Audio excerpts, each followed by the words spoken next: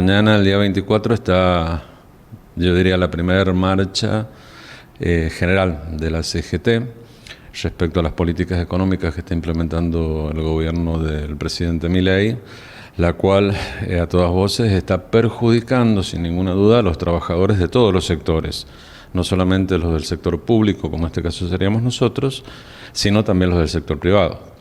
Digamos, en un mes de gobierno, la pérdida del poder adquisitivo de los salarios ha sido brutal y la verdad que no hay perspectiva, por lo menos por ahora, de una apertura formal a convocatorias de paritarias para restablecer los poderes adquisitivos que teníamos previo al gobierno de Milei.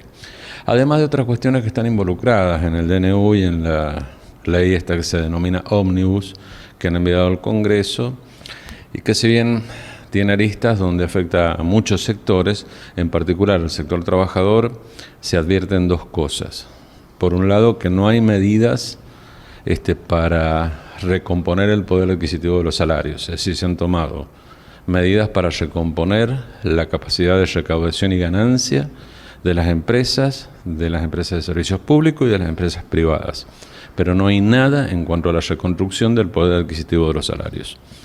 Y por otro lado, hay una afectación, yo diría, grave a lo que son los derechos laborales que fueron plasmándose en la legislación argentina durante décadas y que hoy día han sido puestas en crisis por este DNU. De hecho, el capítulo 4, el tema laboral, está hoy día suspendido por una cautelar presentada por la CGT y que tendrá que resolver la justicia. Las medidas del gobierno han sido extremadamente rápidas, extremadamente impactantes, yo diría hasta casi violentas, respecto a la capacidad adquisitiva de los salarios de los trabajadores y el problema inclusive hasta de los trabajadores del sector informal. Entonces, me parece que hablar de que es pronto un paro, también diría que es pronto para haber producido tremenda degradación salarial. Recordemos que los sindicatos tenemos una función única y esencial, que es defender la fuente laboral, el poder adquisitivo y las condiciones laborales de cada uno de los trabajadores. Esos son nuestros objetivos primarios. Y esos tres objetivos han sido brutalmente afectados por estos dos primeros actos legislativos del gobierno, cuestionados en su constitucionalidad por muchos constitucionalistas. Y bueno, no queda otra alternativa para la Confederación General del Trabajo y los sindicatos que estamos adheridos, acompañar esta medida y adherir, porque realmente yo hago una pregunta como trabajador universitario. Hemos tenido 25.5% de inflación en el mes de diciembre y nuestra recomposición salarial ha sido 0. Y ha habido una sola reunión con el gobierno, lo que es hoy Subsecretaría de Políticas Universitarias, y no ha habido absolutamente ninguna respuesta frente a estas problemáticas. Por otro lado, durante el 2023, previo a las elecciones, también hubo algunos problemas que de hecho la gente terminó manifestando, ¿no? Con quien era el ministro de Economía, que estaba como candidato a presidente de la Nación, y algunas medidas económicas que finalmente afectaron la decisión tal vez de algunas personas que no estaban totalmente convencidas sobre las políticas de Milei. ¿Por qué creen que la CGT no hizo paro en ese momento a Alberto Fernández y a quien había elegido para que decidieran los destinos de estos ministerios? Bueno, convengamos que sí, es verdad lo que dice, no hubo paro durante el gobierno de Alberto Fernández. Ahora, hay una razón que es elemental, digamos, toda esta contraofensiva mediática de por qué no se hicieron paro durante los 4 años y por qué a 30 días de un gobierno sí se hace, es esto, una ofensiva dialéctica.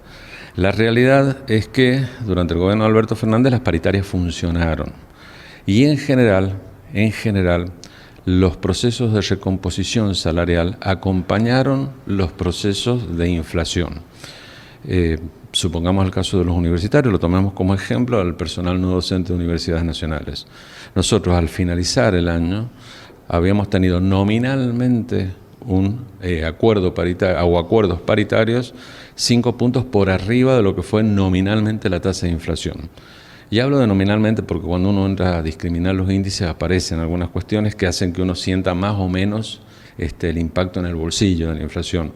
Usualmente la inflación impacta más en los alimentos, entonces se advierte una degradación del poder adquisitivo. Por supuesto, los procesos inflacionarios siempre degradan, pero las paritarias siempre estuvieron abiertas y fueron acompañando este proceso, cosa que no está pasando ahora. Hoy día tenemos un brutal impacto inflacionario y no tenemos perspectivas de recomposición salarial. Amén de algunos derechos que están siendo puestos en crisis. Por ejemplo, esta decisión del gobierno y esta amenaza de criminalizar la huelga o criminalizar la protesta es como dejar a los trabajadores indefensos frente a la decisión omnipotente del Estado. Nosotros somos trabajadores públicos y nuestro patrón es el Estado Nacional. Y hay un Estado Nacional que está diciéndonos, por lo menos entre líneas, que no tiene ninguna perspectiva de recomponer el trabajo público, y lo dijo el presidente en campaña, que el Estado, creo que la frase que él utilizó, era un pedófilo en un jardín de infantes con los niños encadenados y envaselinados. Esta fue la imagen que usó el presidente de la Nación en campaña para referirse a los empleados públicos.